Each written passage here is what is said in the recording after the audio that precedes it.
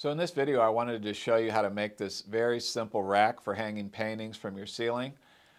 This rack allows the paintings to be hanging and they're not going to touch each other, and you can hang several paintings that are, on all of them can be wet, and it's very easy to make. You just take these little squares of wood. The smaller squares are 3.5 by 3.5 inches, and I've just glued them to the long strip of wood and just put a couple of drywall screws in each corner of the square of wood. I also have on the end, I've got a few longer pieces of wood that are 7.5 inches by 3.5 inches, and also with two drywall screws screwed into the end.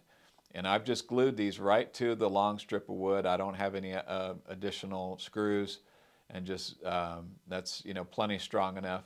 And by hanging your paintings up against the ceiling, it takes it off of your floor so you can walk underneath it. You're not taking up a lot of floor space in your studio with a lot of paintings. But also by hanging them near the ceiling where it's the warmest place in the room, they're going to dry a little faster, which is nice.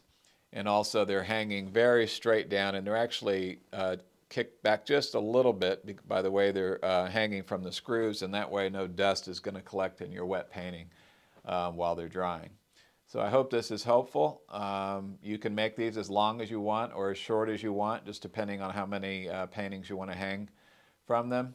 And so that's about all there is to it. I hope you guys find this helpful. And by the way, if you're interested in taking a private workshop from me here in Austin, Texas, or online, just email me at mark@drawmixpaint.com, and I'll send you all the details. Thank you so much for watching, and I'll see you in the next one.